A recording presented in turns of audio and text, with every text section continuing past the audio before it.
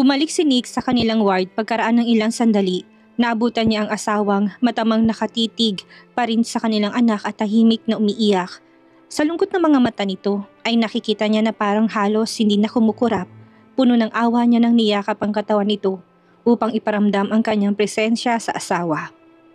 Pilit na ipinaramdam na anuman ang mangyari ay naroon lang siyang mananatili sa kanyang tabi. Hindi niya batid kung tama ang kanyang desisyon, pero kung hindi niya gagawin, baka pati ang asawa ay mawala sa kanya nang hindi niya namamalayan. Bagay na hindi niya alam kung makakaya niyang mangyari, kaya gaya ng sabi ng tiyuhin nitong si Gaston, susugal sila kahit hindi nila alam kung mananalo. Patuloy na bumagsak na naman ang kanyang mga luha na mahigpit pang niyakap ang asawa mula sa likuran. Sa kanilang dalawa, batid niya sa kanyang sarili na higit siyang nasasaktan at hindi niya lang yun pinapaalam. Dahil pilit na itinatago ang sakit ng kanyang nararamdaman. Ipinatong niya ang baba sa isang balikat nito kung saan ay otomatikong marahang hinaplos yon ng isang kamay ni Criza habang nakatingin pa rin ang nanlalabo niyang mga mata sa anak nila. Mahal kita, Chris. Sobrang mahal na mahal ko kayong dalawa ni Nixa. Sorry nang dahil sa maling desisyon ko kaya nangyari ang bagay na to. Patawad kung dahil sa akin ay pinagdadaanan natin ang sakit na ito na tila walang katapusan. Ipinikit ni Nick ang mga mata, binalikan kung paano sila nagsimulang dalawa. Humarap naman sa kanya si Criza na may nasisense na kakaiba sa pinagsasabi ng kanyang asawa. Puno ng pagsisisi ang mukha ng abogado. Ayaw niyang makita ang bagay na yon sa mukha ni Nick. Ayaw niyang makita na sinasalo nitong lahat na nangyayari. Sumusuko ka na ba?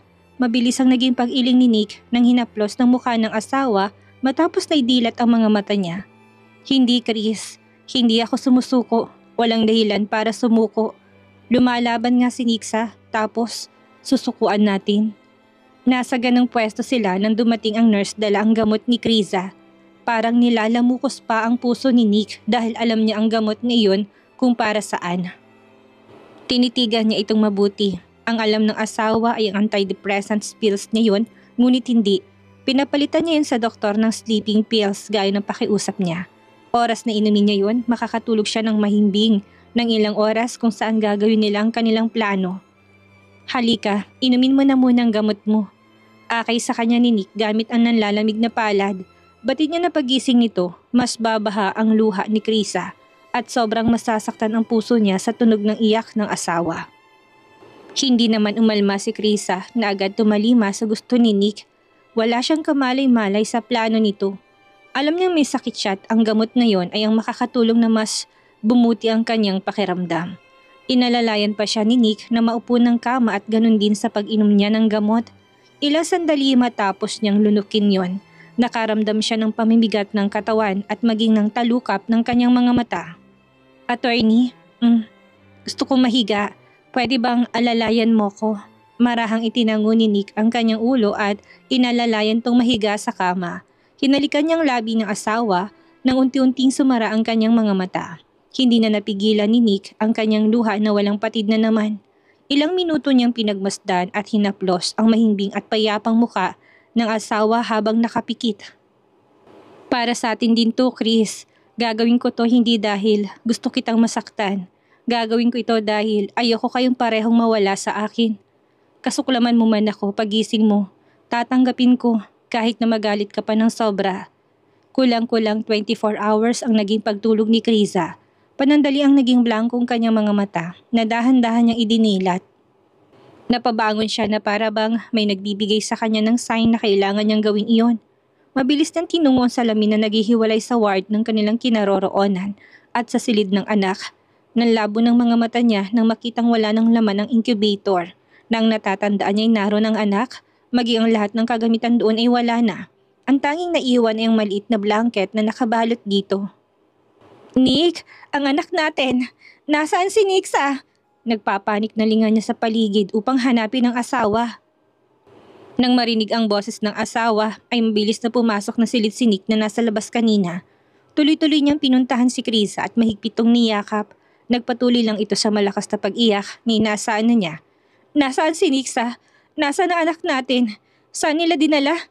Saan nila dinalang anak ko, Nick? Saan? Nanginig ang labi ni Nick habang titig na titig sa mukha ng asawang nagbe-breakdown na. Inaasahan niya na yon, pero parang hindi niya kayang tagalan pa. Hindi niya kayang marinig pa. Kung nasasaktan to, mas nasasaktan siya. She is gone, Chris. Nixa is gone. Napaawang ng bibig ni Krisa na para bang may malaking batong bumundol sa kanyang puso. Namilog ng mga mata niya na hindi makapaniwala sa sinabi ni Nick sa kanya. Paano nangyaring wala ng anak nila? Paano? Hindi yan totoo. Bawiin mong sinabi mo. Natulog lang ako saglit. Pumikit lang ako sandali. Sinungaling ka! Nagsimulang magwala si Krisa at patuloy na mag-hysterical. Napasugod na doon ang mga doktor dahil hindi na rin kaya ni Nick ang nangyayari sa kanyang asawa. Hindi niya na kayang makita itong patuloy na sobrang nasasaktan pa. Nagawa na rin itong bunutin ang kanyang dextrose sa kamay. Yung tipong parang tuluyan siyang nawala sa sarili. Kinailangan pang turukan to ng pangpakalma. Ilang oras ang kinailangan nilang hintayin bago bumalik siya sa dati. Saan mo siya dinala? Gusto ko siyang makita. Gusto ko makita kung nasan siya, Nick. Muling hikbi ni Krisa, ngunit hindi na gaya kanina. Kalmado na to, habang paunti-unting tinatanggap na wala na talaga ang kanilang anak. Kapag magaling ka na, dadaling kita sa kanya. Huwag mo sanang pilitin muna ngayon, Chris. Hindi ko kaya kung pati ikaw ay mawawala sa akin. Sana'y pakinggan mo ko. Pangako, dadalhin kita sa kanya kapag kaya mo na. Kapag medyo okay ka na. Puno ng sakit na sambit ni Nick na hindi na makatingin ng diretso sa mga mata ng kanyang asawa dahil baka sabihin niya na dito ang totoong ginawa niya. Ilang araw ang lumipas matapos na mangyari yon. Nakikita nilang unti-unting bumubuti ang lagay ni Krisa, ngunit naroon pa rin ang madalas nitong pag-iyak sa kalaliman ng gabi. Tumatangis, ipinagluluksa ang anak niya. Hindi umalis si Nick sa kanyang tabi. Ipinaramdam niya na hindi nag-iisa ang asawa. Naroon siya at karamay niya. Gayon din ang magkabilang partido ng kanilang pamilya. Nakaagapay, nakaalalay sa kanilang mag-asawa. Napakadaya mo. Bakit hindi mo man lang siya ipinakita sa akin kahit sa huling sandali? Panunumbat si Krisa habang umiiyak.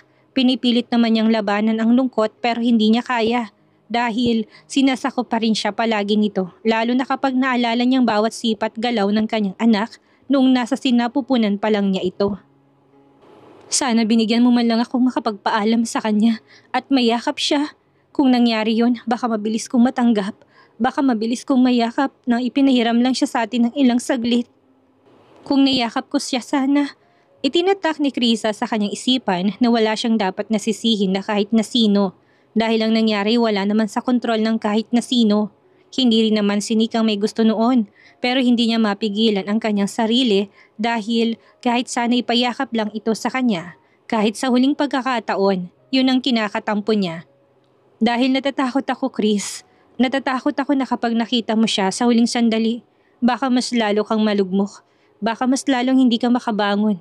Baka mas lalo kang mahirapan na makaalis sa lugar kung nasan tayo ngayon. Bumaha na naman ang luha ng mag-asawa. Wala nang anumang salita ang lumabas sa kanilang bibig. Nanatili silang magkayakap. Kapwa kumukuha ng lakas sa init ng katawan ng bawat isa. Gahibla na lang ang pasensya ni Nick na gusto na sanang sabihin sa asawang totoo, ngunit pinigilan niya dahil kapag hindi naging matagumpay, baka doble pa sa kanya nakikita ngayon ang maranasan ng kanyang asawa. Mabuti na yung ganito na lang muna ngayon. Huwag kang mag-alala, naniniwala kong ibabalik sa atin ng langit si Nixa sa tamang panahon.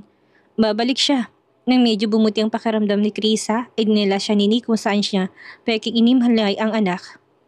Kagaya ng inaasahan ng abogado, bumaha ang luha ng asawa at muling nag-breakdown.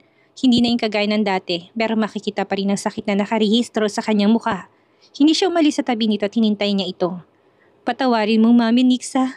Hindi ko man lang iparamdam at naipabaon sa yung init ng yakap at pagmamahal ko. Patawarin mo ko, anak. Pero sigurado ko nagawa ng daddy sa'yo. Hindi ba? Niyakap ka ng daddy at hinalikan ka niya. Sapat na ba yun? Sana sapat na. Mahal na mahal ka naming dalawa, Nixa. Sobra-sobra. Nanatili si Krisa sa ospital dahil hindi ito pinayagan ng doktor na lumabas kaagad. Nakapag-discharge na lang si Nick at lahat dahil bahagyang gumaling ng sugat sa kanyang ulo, ngunit in-advise pa rin ang check-up nito. Nanatiling naka-admit ang kanyang asawa na minsan na okay at kung minsan naman ay hindi na ang sabi ng doktor ay normal lang dahil sa pinagdadaanan nito.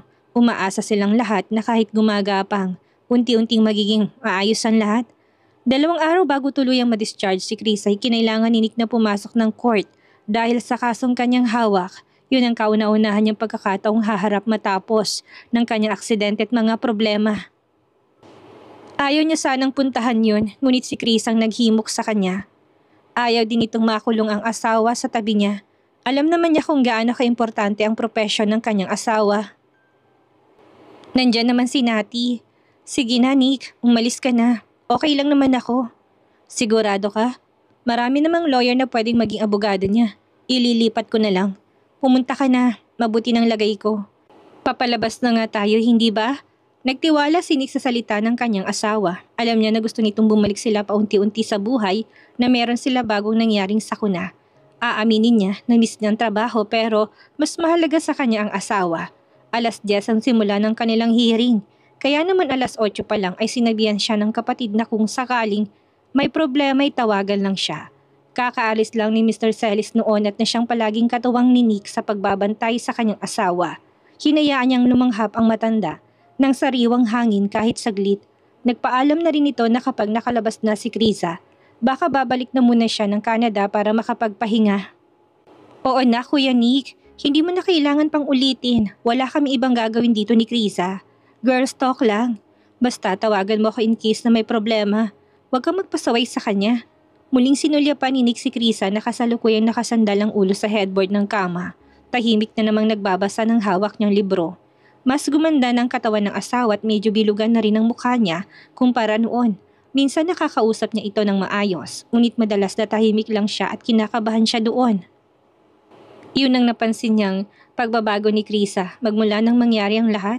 Dama pa rin naman niyang mahal siya ng asawa kaya lang nakakabahala sa kanya.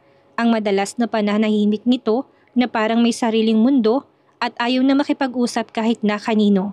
Ganun pa man hindi na niya ito labis na inaalala pa rito. Babalik ako mamaya para mag-lunch kasama ka Chris. Ingat ka. Hihintayin kita dito. Good luck. Matapos na masuyong halikan sa labi ay lumabas na ng silid ng ward niya si Nick. Ngunit natigilan siya sa may pinto't muling ngumiti si Nick kay Criza. Ngunit ang sukling nakuha niya ay ang titig nito na punong-puno ng kalungkutan. Taliwas yon sa emosyon nito kanina. Sanay na siya dito. Inisip na lang niya na dahil yon sa gamot na kanyang iniinom. Para kay Nick ay mabuti na yon kumpara sa palagi itong umiiyak habang tinatawag ang pangalan ng kanilang anak. Ayos na siya sa kalagayan ni Criza ngayon na alam niyang hindi magtatagal ay makakaya nilang lagpasang mag-asawa. I love you Chris. Masakit na muling umiti si Criza. Pinaikot na ni Nati ang mga mata ng salit-salita ng tingin ng mag-asawa. Naiinis siya na bahagyang naiinggit. Hindi siya sanay na makita ang dalawa ng ganon. Oo, alam niyang mahal nilang bawat isa, ngunit mas daman niya ang sakit na nakabalatay sa kanilang mukha. Layas na, Kuya Nick. Lalampong ka pa talaga ha? Mahinang tumawa lang si Nick ngunit ang halakak niya ay hilaw at hindi bukal sa kanyang puso. Aalis na ako, Chris. Kapag may kailangan ka, sabihin mo lang kay Nati. Dito lang yan, sasamahan ka niya. Paglabas ni Nick ng hospital ay nakita niyang hinihintay na siya ng kanyang sekretarya. Sa tindig at bihis ng abogado, parang walang aksidenteng naganap sa kanya. Nang makita siyang lumabas, ay nagtanong kaagad ito ng may pag-aalala. Kamusta na si Mrs. Bentacourt, attorney? Kinuha ni Nick ang dokumento sa kamay nito at tuloy-tuloy na nagtungo sa elevator. Sa awa ng Diyos ay bumubuti ng pakiramdam niya. Ang sabi ng doktor, pwede na siyang ma-discharge sa ospital bukas o makalawa. Kailangan na lang siyang alagaan sa gamot at check-up. Pagdating nila sa parking lot, nakita nilang isang malaking pulutong ng mga media na nagsisiksikan sa harap ng itim na RV na makita sila nagkukumahog na hawakan ang mikropon at interviewin si Nick. Sabik na makakuha ng anumang balita tungkol sa buhay ng kaharap na abogado. Attorney Bentacourt, itong yung unang pagharap sa korte mula nang nangyaring aksidente sa iyo. Makakaapekto bang sitwasyon ngayon ng iyong asawa na nasa ospital pa sa kasong hawak mo? Sinubukan nilang itago ang lahat pero kumalat pa rin yon na hinayaan na lang din nilang mangyari. Ngunit ni minsan hindi man lang sila nagpaliwanag. Hindi nila kailangan magbigay ng paliwanag sa kanila. May tiwala ka pa ba sa iyong sarili na mapapanatili mong iyong undefeated record? Walang sabi-sabing sumakay si Nick sa backseat ng sasakyan. Pinahinto ng sekretaryang media at nagsalita ng ilang magalang na salita bago umupo sa likuran ng katabi ng kanyang amo. Sinusumpa niyang walang prinsipyong mga media sa kanyang puso na pilit nanghihimasok sa buhay ng kanyang amo. Mga media talagang to, ang daming tanong. Nag-alalang sekretary na tumingin sa amo, natatakot na baka hindi magandang performance niya ngayon dahil sa patong-patong na pinagdaanan. Bilang saksi sa lahat ng laban ni Nick, alam niya kung gaano ng abogado pinapahalagahan ang kanyang reputasyon. Sa gitna ng pag-aalala niya, kabaliktaran ng emosyon ni Atty. Bentacourt na pinapakita. Sobrang kalmado nito na parang walang problema. Tayo na. Utos niya sa driver nila. 9:00 nang dahan-dahang humintong sasakyan nila sa harap ng gate ng Korte Suprema sa Maynila. Matagal na naghihintay doon ang kanyang kliyente at hindi rin naman kalayuan ng abogado ng kabilang partido. May ambisyoso mukha silang habang nakatingin sa kanilang banda. Nagmamatsyag, umaasa na matatalo niyang abogado dahil alam niyang hindi pa rin magandang kondisyon nito. 11:00 na tukoy ng pangunahing kinalabasan ng hearing. Si Atty. Bentacourt ay nagpapanatili ng kanyang undefeated record at ang mga larawan ay malalantad sa major media kinabukasan. Pagkaraan ng 10 minuto, humiling ang kabilang partido ng recess para makipag-ayos sa kanila. Nang akmang mag-a-announce na ng judge, nakatanggap si Nick ng tawag mula kay Nati na walang tigil sa pag-iyak. Kuya Nick, nawawala si Krisa. Hindi namin siya mahanap kung nasaan. Nagpunta lang naman ako saglit ng banyo paglabas ko. Bigla nang wala na siya sa silid. Sorry Kuya Nick, hindi ko naman sinasadya na. Kalma Nati, nandyan lang yun. Papunta na ako. Tama ng iyak, she will be fine. Pagkasabi niya noon ay pinatay niya ng tawag na baling ang lahat ng tingin kay Nick nang mabilis siyang tumayo. Napatingin na siya sa judge na nakatingin na rin sa kanya ng mataman ng mga sandaling yon. Parang nahuhulaan na niya ang sasabihin niya ngayon. Your Honor, kailangan po ko ngayon ng aking asawa kaya hinihiling ko na magpalit ang client ko ng abogado. Nagulantang ang lahat sa kahilingang yun ni Nick na minsan hindi niya pa nagagawa sa kasaysayan ng kanyang matagumpay na karera. Para sa kanya mas mahalaga pa rin ang asawa sa lahat kung dati ng kasong uunahin niya. Ngunit iba na ngayon. Ayaw niyang maulit na naman ang bagay na nangyari noon kay Krisa kaya alam na niya ang gagawin niya ngayon. Kalahating oras na at sana'y matatapos ng hearing ng kaso. Ngunit hindi na niya yun mahintay pa habang nawawalang asawa. What are you doing, Atty. Bentacourt? I am leaving the court whether you allow it or not, Your Honor. Have you thought it through? Atty. Bentacourt, if you leave the court, your license will be revoked for 2 years. You will not be able to stand in court again for the next 2 years. Walang imik na kinuha na ni Nick ang kanyang mga gamit na parang walang narinig na pananakot ng judge na halatang dismayado na sa kanya. Humakbang na siya papalabas ngunit saglit na huminto. Hindi lang 2 years, Your Honor. From today on, Atty. Nick Bentacourt will retire from the legal profession forever. Walang kabat-kurap na anunsyo niya na nagpalaglag ng panga ng mga media na nasa loob ng court na maging judge sa kanilang harapan. Siya pa talagang hahamunin niya ngayon? Hindi na mahalagang kaso sa mga reporter na naroroon. Nag-focus na lang silang lahat sa biglaang desisyon ng abogado na halatang hindi pinag-isipan ng mga sinabi. Tuloy-tuloy na silang lumabas kung saan humabol ang maraming reporters na gulantang pa rin sa biglaang anunsyo ng retirement ni Nick. My wife is missing. I'm going to find her now. I used to think that the court was the most important place in my life. But now I know that family is what I want the most. I love my wife very much. So I am choosing her over my career. Sana'y respeto niyo kung anong desisyon na binitawan ko. Harap niya sa ibang media. Pagkasabi niya noon ay diretso na siyang sumakay sa kotse. Dahan-dahang naghiwa-hiwalay ang mga reporter. Ang iba'y gumawa pa ng paraan upang makakuha ng ibang details ngunit hindi sila sinagot ni Nick.